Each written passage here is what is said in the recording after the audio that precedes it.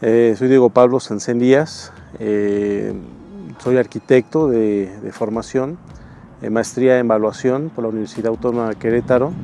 Fui docente en la misma maestría en la Universidad Autónoma de Querétaro y actualmente trabajo en Tasvalú. Trabajé 10 años en Bancomer como encargado de avalúos en la plaza de Querétaro y Guanajuato y como controlador. Tengo especialidad en maquinaria, evaluación de maquinaria y equipo y diplomado en desarrolladores inmobiliarios. El controlador es el profesional en la evaluación que está para cuidar la normatividad y la calidad en la elaboración de avalúos y la normatividad en las cuestiones que tienen que ver con las instituciones que otorgan los créditos o que regulan la actividad evaluatoria. El controlador básicamente es quien se dedica a revisar la calidad, la forma y el documento final que se va a proporcionar para estos fines.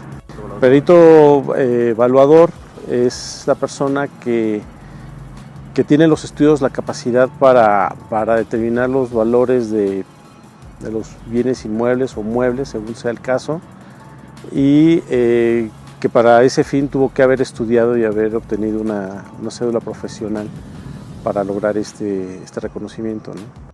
La Sociedad Hipotecaria Federal es la instancia gubernamental que se generó pues con dos fines. Uno es regular la cuestión del otorgamiento de los créditos garantizados a la vivienda y la normatividad de los avalúos que tienen como propósito precisamente determinar los valores de estas viviendas. Surge alrededor del 2004, alrededor, poquito antes, poquito después, y responde a una necesidad de controlar y auditar de alguna manera el desarrollo inmobiliario en el país para evitar, no sé, fraudes o cracks como los que hubo en el 94, ¿no? Para evitar ese tipo de situaciones. En esa época, hasta donde tengo entendido, no estaba completamente auditado, cuidado el quehacer, tanto en el otorgamiento de los créditos como en la elaboración de los avalúos para estos propósitos. Las regula la Sociedad Hipotecaria Federal, de una serie de normativas, y son empresas, las unidades de evaluación, que se dedican precisamente a realizar los avalúos para crédito garantizado a la vivienda. Bajo ese esquema, dentro de la Sociedad Hipotecaria Federal, esa es la función de la unidad de evaluación: hacer los avalúos para crédito garantizado a la vivienda, con la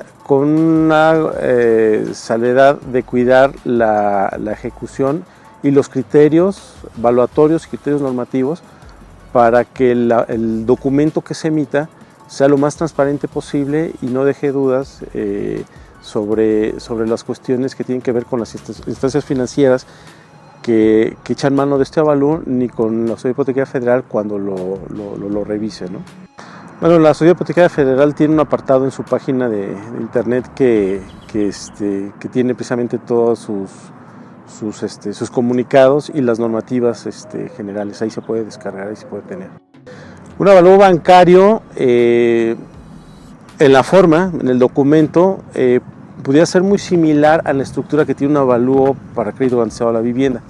La estructura como tal es muy elemental y es la que tendría que tener cualquier avalúo, ya sea para dar a conocer el valor del inmueble o para garantizar el crédito garantizado a la vivienda.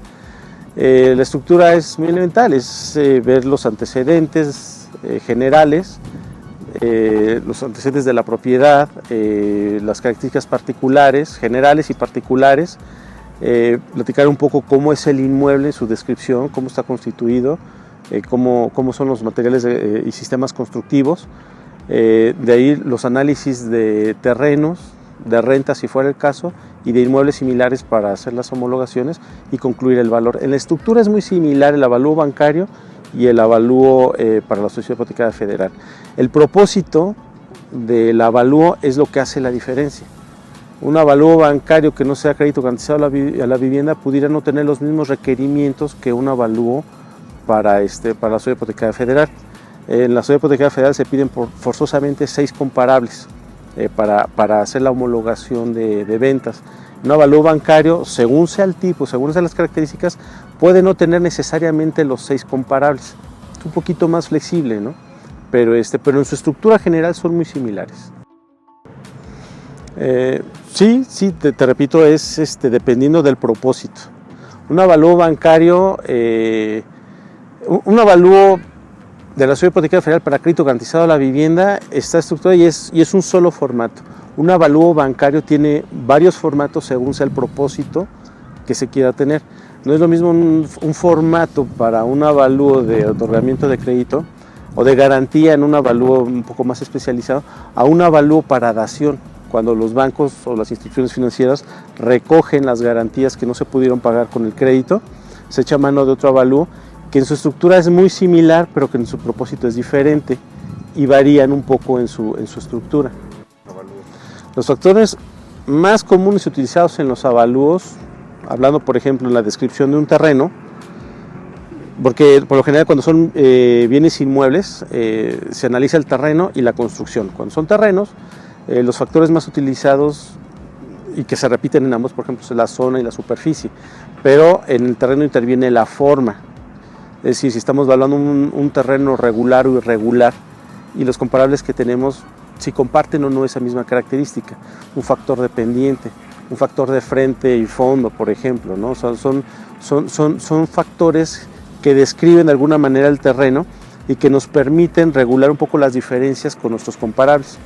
En la homologación de ventas, en la homologación de mercado, es muy similar a los factores, es el de zona, el factor de edad, el factor de estado de conservación, el factor que regula el índice de construcción sobre el terreno, el factor CUS, por decirlo de una manera, o el FIC, que se conoce hoy en día dentro del formato de la Sociedad Hipotecaria Federal, el de ubicación, el de zona y el de edad, creo que ya son todos. Sí, antes eran más, a últimas fechas se han ido reduciendo los números de factores, pero son los principales. El estudio de mercado es importante porque nos permite medir y pulsar de alguna manera cómo es el comportamiento de inmuebles similares a lo que estamos evaluando dentro de un entorno más global, dentro de la plaza en la que nos encontramos. Cómo se están moviendo las casas de determinado segmento o las naves industriales, o según lo que estemos evaluando, el análisis de mercado nos permite pulsar precisamente si lo que estamos arrojando en el valor está dentro o no de ese mercado que se está moviendo en la zona. Se desarrolla a partir de las necesidades que tiene cada ciudad, cada municipio para otorgar la vivienda a la gente que vive en la zona, ¿sí?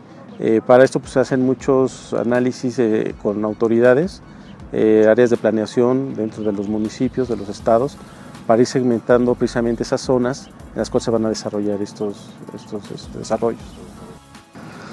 La vivienda en México, la percepción de la vivienda en México es todo un tema porque hay mucha necesidad de vivienda, hay mucha gente muy interesada en proveer esos espacios de vivienda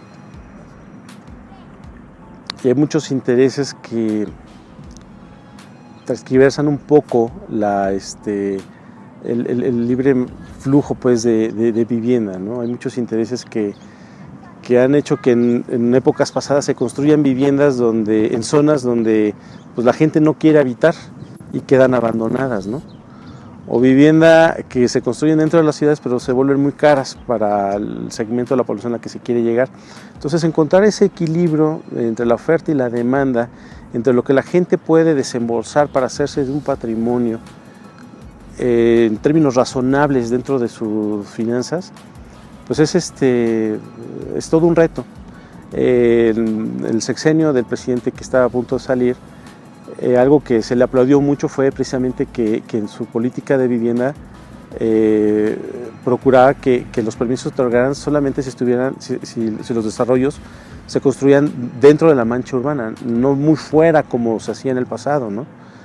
Precisamente hubo muchos elefantes blancos que se construyeron muy alejados de las ciudades y que el costo para mover a la gente, bueno, al final del día le salía más caro moverse y llevar una vida razonable en los trayectos terminaron abandonándolas y rentando dentro de la mancha urbana. Entonces, esa política de acercar esas necesidades a las periferias de las ciudades, que ya están consolidadas, yo creo que es muy atinada. Sin embargo, no creo que se haya encontrado todavía ¿cómo decirlo?, el punto de equilibrio entre los costos de la tierra y la vivienda que se pueda otorgar. Creo que es todo un reto. Creo que esa política en particular va por buen camino, el criterio general por lo menos, y habría que ver en qué desencadena, ¿no? La percepción de la evaluación en México y en el Estado van tomadas de la mano. La evaluación es muy generosa, es muy interesante y muchas veces no está completamente entendida por la gente que institucionalmente tiene necesidad de echar mano de un avalúo para llevar a cabo sus operaciones financieras, entendiéndose en un crédito garantizado a la vivienda donde interviene un acreditado que es quien va a obtener el patrimonio, pero un desarrollador inmobiliario quien está desarrollando y quien está vendiendo la vivienda, y que para venderla con un instrumento financiero requiere el avalúo que nosotros realizamos y que en algunas ocasiones no necesariamente responde a sus expectativas de precio. En otras palabras, terminan vendiendo un poco más caro de lo que saca el avalúo. No está bien entendida cuál es la función de los valuadores en muchos actores dentro de estas operaciones que te acabo de comentar. Y se ejerce mucha presión a los valuadores y a las unidades de evaluación para llegar a ciertos valores en determinados momentos y determinadas circunstancias. Ese es todo un reto porque, por una parte, la Autoridad Hipotecaria Federal nos pide que cuidemos, porque ya hubo un quebranto en el pasado, nos pide que cuidemos las garantías inmobiliarias con un criterio determinado y muy específico que ellos nos proporcionan. Cuidando un método de homologación con ciertos criterios, que las viviendas tengan características similares, que tengan condiciones de habitabilidad similares, etcétera, etcétera, etcétera, ¿no? O sea, la homologación no es que si yo estoy vendiendo una casa de interés social, para llegar a un valor determinado de eche mano de una casa de interés medio residencial, okay, pues el valor me lo va a jalar hacia arriba. Tengo que encontrar casas que sean muy similares a lo que estoy evaluando, respetando sus diferencias, y precisamente esas diferencias me van a ayudar a regular el valor. Pero la gente que te digo que interviene en estos créditos no necesariamente entiende lo que hacemos, no en esa proporción, y vienen problemas después cuando la gente termina comprando una casa que en el crédito pues le cuesta más trabajo pagarla y terminan por abandonarla. A lo mejor el avalúo no está mal, el valor no estuvo mal, a lo mejor lo que estuvo mal fue el otorgamiento del crédito o para perfilar a ciertos clientes, ¿no? Entonces esa presión que luego se ejerce sobre las unidades y sobre los peritos evaluadores a veces es muy descarnada y termina por rezagar a ciertas unidades de evaluación, porque los desarrolladores obviamente se inclinan por las unidades que por lo general les otorgan los valores, aunque no necesariamente se cuadren del todo en las normativas de la Autoridad Hipotecaria Federal. En la forma sí, nada más que luego hemos visto que hay quienes maquillan algunos factores o algunas condicionantes que terminan por enrarecer un poquito la actividad evaluatoria, no se me debe entender. Entonces yo creo que sí es muy importante que se tenga eso en cuenta, y eso es un escenario que prevalece hoy en día en el país en general y en el estado, hablando un poco más regionalmente, ¿no? El precio unitario pues es la unidad básica de la que partimos para constituir los costos en función del valor de reposición nuevo, hablando de la evaluación. Digo, el precio unitario obviamente va más enfocado hacia la construcción de los bienes inmuebles. Nos ayuda en el enfoque de evaluación a determinar el valor por el enfoque físico o el enfoque de costos. Entonces, en tanto tengamos muy claro cuáles son los precios unitarios que nos permiten determinar el costo de construcción directo de las propiedades que vamos a evaluar, nos permitirán determinar en un momento dado nuestro valor de reposición nuevo, el valor de reposición del inmueble. Yo creo que muchas porque Como colegio se da la situación en que se organizan clínicas de formación, clínicas de capacitación, talleres, congresos, que nos permiten estar al día, pues, nos permiten estar constantemente actualizados, por una parte, y por otra, pues defender con una sola voz, que es en conjunto, los intereses de los evaluadores en el quehacer del día a día, ¿no? Yo recuerdo cuando hubo la lamentada ley Dorin que proponía una serie de políticas que contravenían el propósito de lo que hacemos como evaluadores. Los colegios tomaron un papel muy importante para frenar un poco ese tipo de políticas. Entonces creo que son muy importantes, ¿no? Nos dan voz como evaluadores ante ciertas situaciones y nos permiten acceder a las capacitaciones. Pues mira, hay muchos perfiles. El día a día es la evaluación inmobiliaria. Entonces, si tú me preguntas, el perfil que yo creo que tendría que tener un evaluador inmobiliario es alguien que esté familiarizado con esos términos, entiéndase un ingeniero o un arquitecto. Sin embargo, en la práctica, pues vemos que muchos compañeros, tenemos ingenieros en sistemas, que son evaluadores inmobiliarios, tenemos ingenieros agrónomos, ingenieros electromecánicos, de otras disciplinas que incursionan en el quehacer evaluatorio y no lo hacen mal, hablando así en términos de ingeniería, ¿no? Sin embargo, creo que estaría más enfocado a esos rubros. Sé que hay gente que son de disciplinas muy diferentes a lo que tiene que ver con el desarrollo inmobiliario, que son abogados o contadores que también se han metido a estudiar las especialidades o las maestrías y han obtenido los grados. Los propósitos, hasta donde yo he visto, quienes tienen ese perfil, no necesariamente es para realizar avalúos de crédito garantizado a la vivienda, sino avalúos catastrales o fiscales o de juicios, o sea, que es otro rubro muy grande en el que podemos incursionar, ¿no? Pero hablando del crédito garantizado a la vivienda, yo creo que el perfil adecuado sería ingeniero o arquitecto. Es muy importante en todos los rubros de la vida del hombre. Hablando particularmente en la evaluación, habrá que entender que lo que hacemos y cómo lo hacemos determina que una persona tenga o no un patrimonio, ¿sí?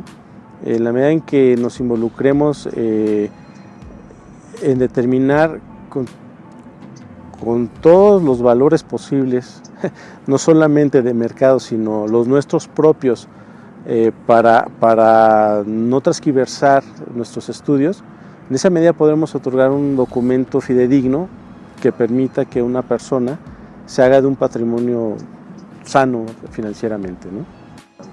Es muy importante y tiene que ver con lo que te comentaba yo hace un par de preguntas hacia atrás, ¿no? Porque muchas veces podemos decir, ¿qué me van a enseñar en este curso si ya sé qué es la homologación? Ya sabemos el día a día qué es la homologación y qué hacemos con el enfoque de costos, etcétera, ¿no?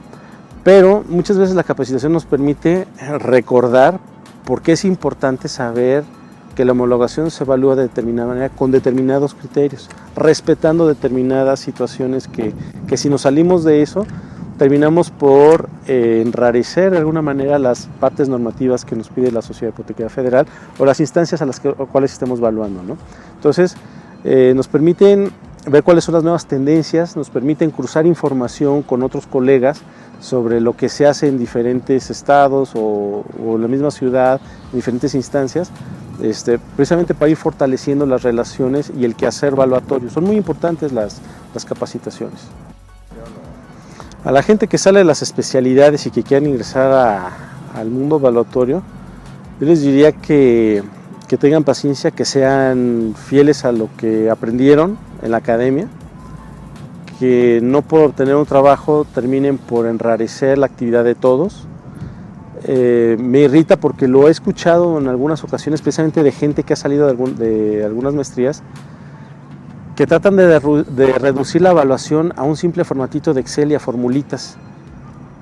Esa es una herramienta, o sea, el Excel y las formulitas es un medio para determinar un valor, pero no lo es todo. Entonces, la gente que sale de las academias y que quiere reducir todo a una formulita para llegar a valores y moverle en el Excel, moviendo factores nada más para justificar y llegar a ciertos valores, terminan por hacer muchísimo daño, porque no están respetando los criterios generales que nos están pidiendo que cuidemos.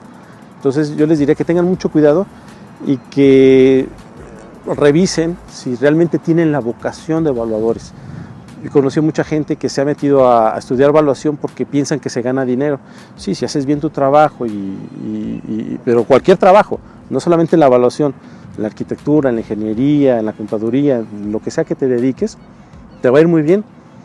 Pero pensar que haciendo avalúos, nada más haciendo formulitas en Excel ya vas a ganar dinero, pues es en ciertos segmentos, pero no puedes aplicar la misma formulita en todos los demás casos.